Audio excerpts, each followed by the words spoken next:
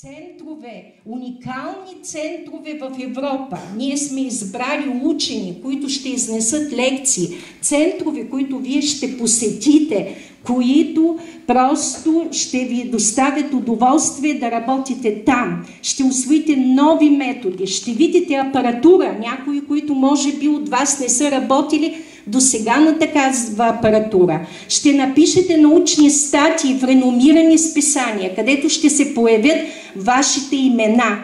Вие ще създадете приятелства, колеги, които в бъдеще ще използвате за вашите по-нататъчни научни проекти. Това, което ние сме правили на времето, за да може да ви помогнем, тук помогнаха и нашите учени приятели от всички тези центрове. Така че аз апелирам към вас, използвайте специализациите в чужбина максимално.